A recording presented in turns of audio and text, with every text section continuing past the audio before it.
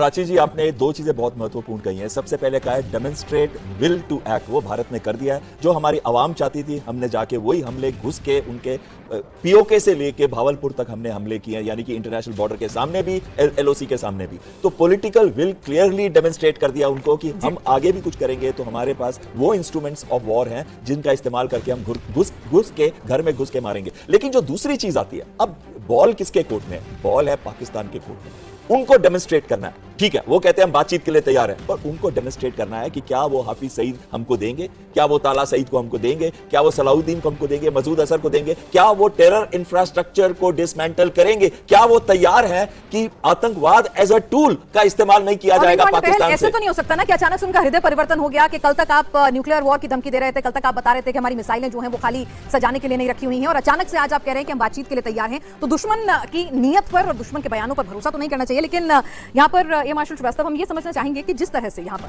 हिंदुस्तान ने एक साइकोलॉजिकली पाकिस्तान को क्या बहुत ज्यादा प्रेशर में डाल दिया है कि भाई देखिए आप हमें इंटरसेप्ट नहीं कर पाए, आप हमें रोक नहीं कर पाए, आपको पता था, आप एंटिसिपेट कर रहे थे कि हम कुछ करेंगे और बड़ा करेंगे, तो ना ही आप हमारी मिसाइलों को इंटरसेप्ट कर पाए हैं, आप कुछ नहीं कर पाए। हम पाकिस्तान के अंदर आ गए इस बार, बिना एलओसी पार किए, तब भी आप हमारा कुछ बिगाड़ नहीं पाए। बिल्कुल सही कह रहे हैं। वैसे पाकिस्तान के अंदर हम 2022 में भी चले गए थे, ब्रह्मोस हमने फायर कर दिया था, बाद में हमने कहा पता नहीं कैसे गलती से हो गया, लेकिन गलती से होता नहीं है कुछ, और पूरा टेस्ट हो गया कि इनके पास एयर डिफेंस नेटवर्क और जो लेयर है वो बिल्कुल इनइफेक्टिव है। अब आपने बहुत अच्छी चीज पूछी है कि पाकिस्तान अब क्या करेगा।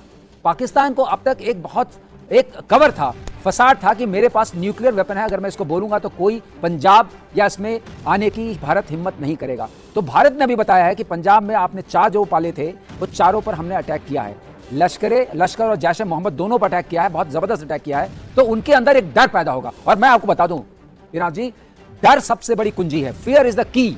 फियर ही रोक के रखती है कि अपनी सीमा के अंदर रहो और वहीं पर जो हरकत करनी है करो। और जहां इनका फियर है, इनका फियर हर तरफ से है, बलूचिस्तान की तरफ से है, सिंध की तरफ से है, खैबर पख्तूनख्वा की तरफ से है, और चाइना भी देख रहा है। चाइना का आपने कोई शब्द सुना? कोई आपने ट्वीट वगैरह सुना? कि चाइना का इंटेलिजेंस क्या कर रहा था? चाइना की सैटेलाइट इमेज क्या कर रही थी? पाकिस्तान की मदद करने से अगर इतने दोस्त बनते हैं तो नहीं। डायनेमिक, उनके पास डायनेमिक इंटेलिजेंस ऐसी देना इतना इंपॉसिबल है कि वो दे नहीं सकते हैं। ये सिर्फ 5 आईज के पास है, टारगेट इन्फॉर्मेशन हमारे पास है। हमने एक चीज दिखाई, हमने ये दिखाया, हिंदुस्तान को हमेशा सॉफ्ट स्टेट माना जाता था। आप आइए थप्पड़ मारिए और हम दूसरी गाल कर देंगे आगे, ऐसा नहीं है।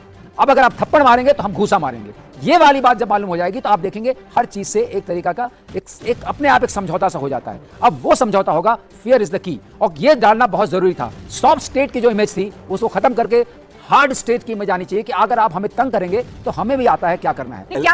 एक चीज मैं कहना चाहूंगा इसमें, एलिस्टर मैकलिन की एक बुक थी जिसमें कहा था कि fear is the key that opens locks to many closed doors. यानी कि इतने क्लोज्ड डोर्स जो उनके हमारे साथ हैं, जो आतंकवाद की तरफ तार जुड़ते हैं, उनको खोलने का एक ही रास्ता है, खौफ। और वो खौफ पाकिस्तानी मिलिट्री लीडरशिप के ऊपर, खौफ टेरर नेटवर्क के ऊपर। और मैं आसिम मुनीर को यहां बोल रहा हूं, कोई भी एक्शन, आपने कहा था एक्ट ऑफ वॉर, हमने एक्ट ऑफ वॉर किया वाटर के साथ, हमने एक्ट ऑफ वॉर किया, आपके टेरर कैंप्स को अटैक किया 9 जगह पे 21 लोकेशन में।